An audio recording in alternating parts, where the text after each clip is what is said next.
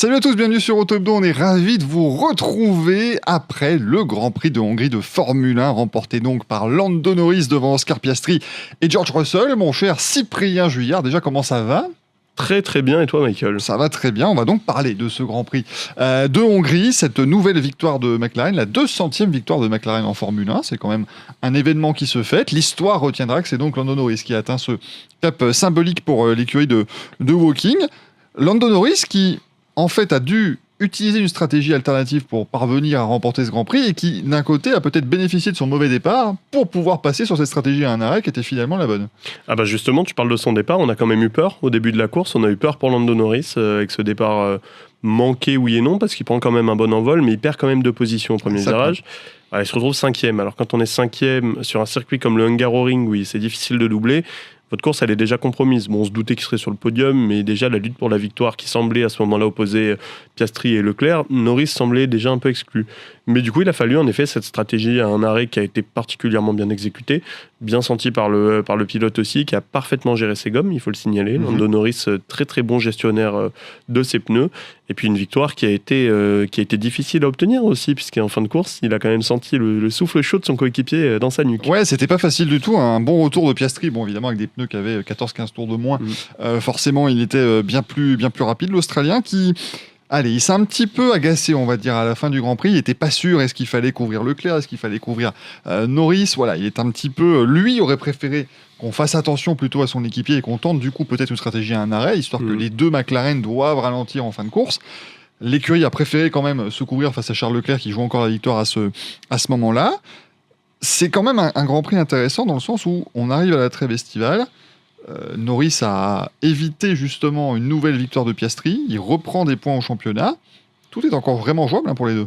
Bah, tout est jouable. Puis moi, ce que j'ai beaucoup aimé, tu l'as mentionné, c'est qu'on laisse le choix aux pilotes de la stratégie. Enfin, en tout cas, on leur demande leur avis. Ce qui tranche un peu avec ce qu'on a vu chez Ferrari ou ce qu'on voit chez Ferrari régulièrement.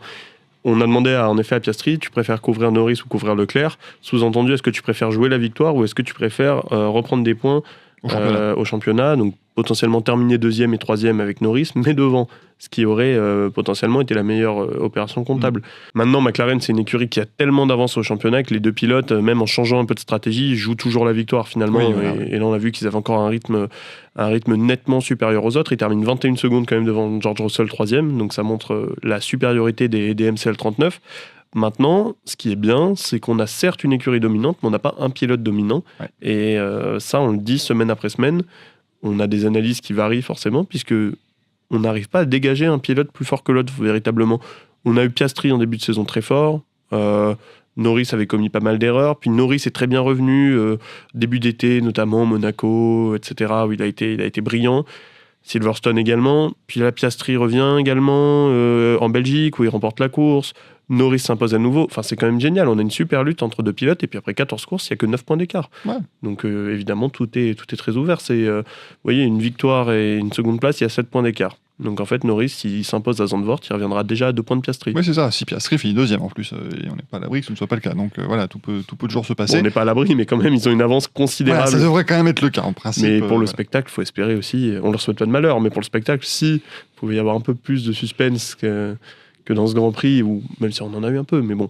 Ouais, non, mais après, pour l'instant, Norris dit que c'est très fun de se battre contre son équipier. Je pense qu'aux premières incartades, on va dire, plus sérieuses qu'au Canada, ça va commencer à être un petit peu moins fun. On n'était pas loin de l'incartade, là encore. Piastri a complètement loupé son freinage au premier virage. Heureusement, ça s'est bien fini.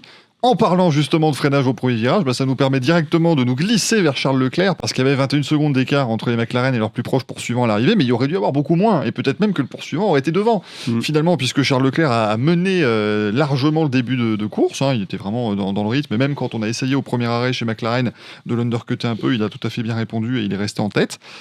Et puis patatras, deuxième arrêt, le 40e tour, et depuis, plus rien ne s'est passé comme il fallait pour Charles Leclerc. Alors, compliqué de vous dire exactement ce dont il s'agissait, puisque à la radio, Leclerc s'est plaint en début de course de coupure. Alors on imagine coupure moteur, certainement, ou en tout cas un mode moteur étonnant. Et puis ensuite, il continuait de se plaindre. Il s'est encore plus plaint à la radio en disant non, mais si vous m'aviez laissé gérer, j'aurais pu gérer, ainsi de suite.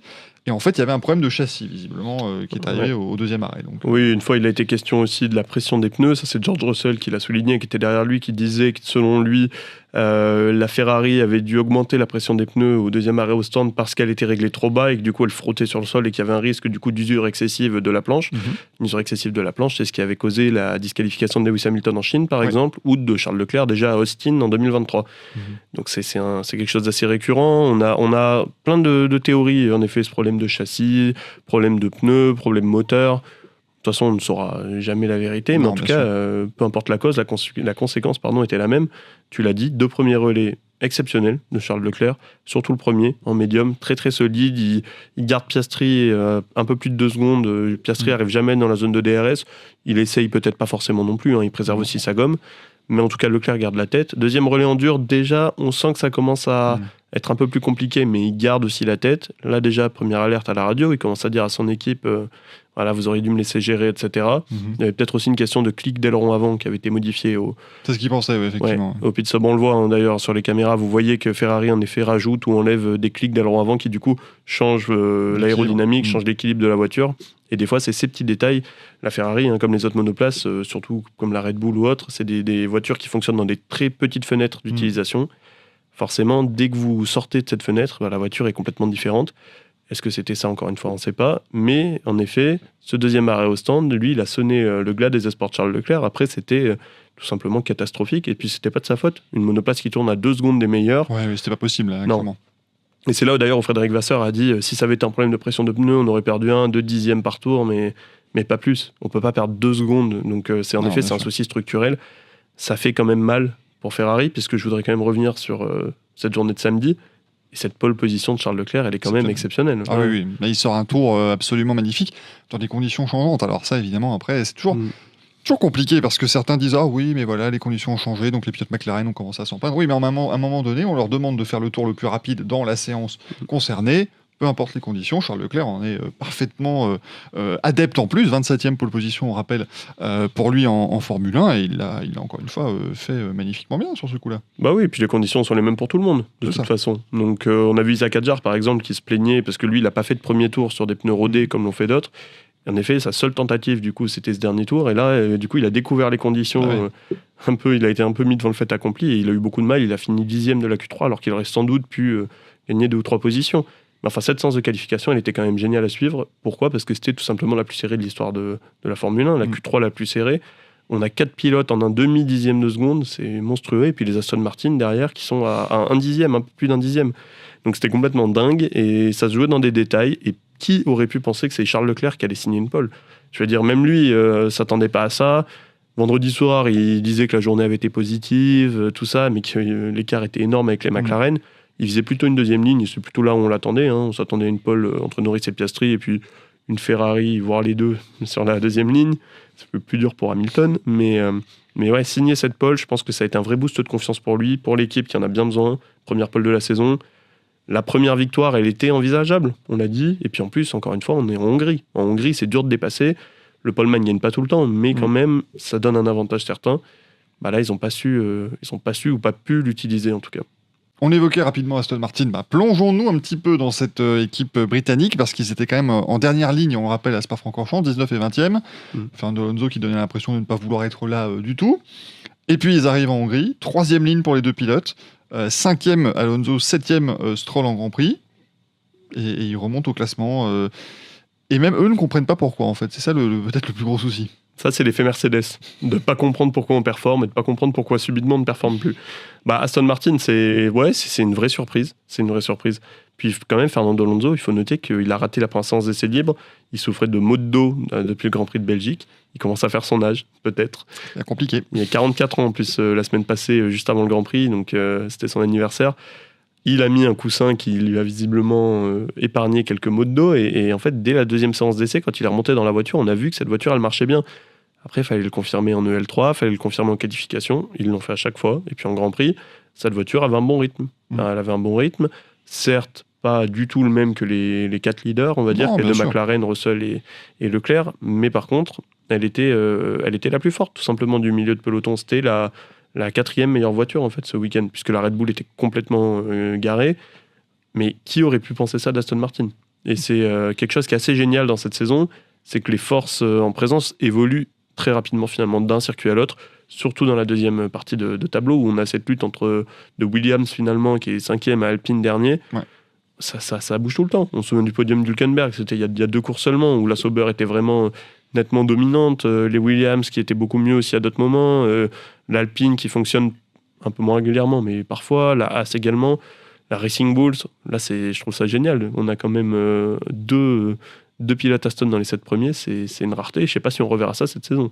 Peut-être à Zandvoort avec un peu de chance parce qu'ils ont bien fonctionné ici sur un circuit lent et Zandvoort retrouve un peu des mêmes caractéristiques. Il va falloir beaucoup braquer les ailerons.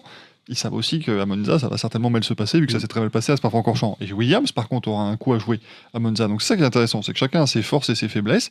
Et c'est là qu'on va voir un petit peu comment tout ça peut se passer. J'ai beaucoup aimé Fernando Alonso qui a commencé son interview après le Grand Prix en disant oui, c'est très bien. Et puis ensuite, il voit du coin de l'œil Gabriel Bortoleto qui vient derrière lui. Et il fait non, puis en plus, la voiture était beaucoup plus rapide que la Sauber. Oh, salut Gabi.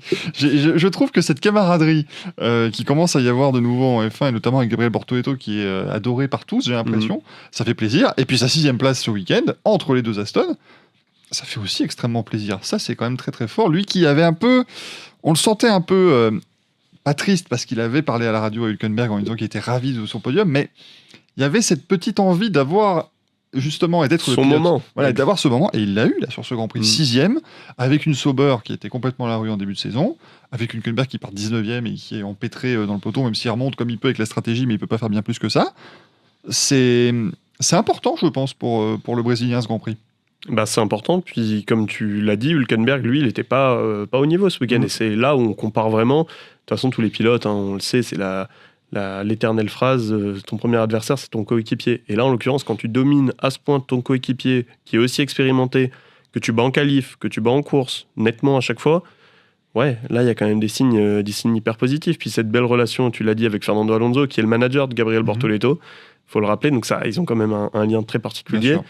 En effet, ils sont pas vraiment battus pendant la course, mais Bortoleto qui s'intercale entre les 2 Aston, c'est quand même génial.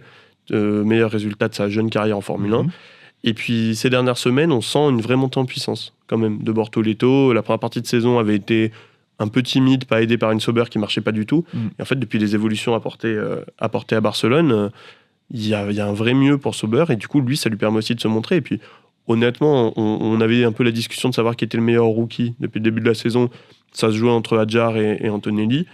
Pour moi, Bortoleto commence à être dans ce match-là quand on voit son début de saison. Il commence à être dans la conversation, très clairement.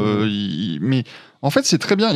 On le mentionnait beaucoup en début d'année. Il arrivait dans un environnement qui était parfait pour lui parce qu'on attendait strictement rien. Voilà. On était là, c'était un petit peu le côté j'en attendais rien, j'étais quand même déçu, mais on pouvait pas vraiment être déçu de Gabriel Bortoleto. Il arrive, pas de pression, il a appris la F1, il a fait ses erreurs en début d'année. Maintenant que la voiture fonctionne mieux, il commence aussi à bien exploiter parce qu'on en est à la 6e arrivée consécutive d'une Sauber dans les points. Ça reste des statistiques qu'on n'aurait pas imaginées l'an dernier, par exemple. Par contre, il y a une marque qui doit être ravie de voir cela, c'est Audi. Parce qu'au moins, on est en train de mettre... Alors évidemment, les voitures ne seront pas les mêmes l'an prochain, mais on instaure toute une culture qui est très intéressante. Jonathan Whitley aussi qui est en train de mettre en place tout ça. Mattia Binotto également. Bien sûr. Donc j'aime beaucoup ce que fait Sauber en ce moment et j'aime beaucoup la direction que ça prend et ce que fait Gabriel Bortoleto aussi. Mais je suis assez étonné. Honnêtement, je lui aurais pas mis un copec sur Sauber cette année, et je t'avoue que le projet Audi n'est pas celui qui m'emballe le plus non plus, en tout cas qui m'emballait le plus pour l'an prochain. J'avais plus confiance en d'autres écuries, même en Alpine par exemple, qui me semblait peut-être être mieux structuré, mieux armé pour performer. On est en train de se demander si Audi ça va pas être une des belles surprises finalement, parce que en effet, ils arrivent en reprenant Sauber. Donc là, en l'occurrence, c'est Sauber qui performe cette année. Ouais.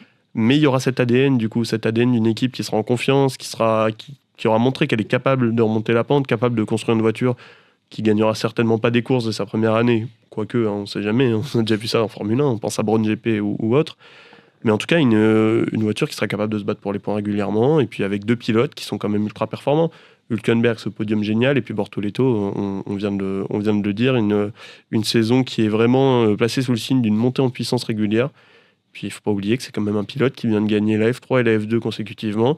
Le dernier à avoir fait ça, il est en tête du championnat actuellement de F1, c'est Oscar Piastri. C'est ça, exactement. C'est pour ça. Il se rappelle au bon souvenir, justement, de ces années juniors, même si, voilà, on était un peu tous surpris qu'il soit champion l'an dernier. Je suis surpris qu'il soit champion il y a 2 ans, mais en attendant, ça fonctionne. Gabriel Bortoleto, ça fait plaisir de voir un rookie performer à ce point-là. On va s'arrêter là, bien sûr, pour le Grand Prix en lui-même, en tout cas, mais voilà.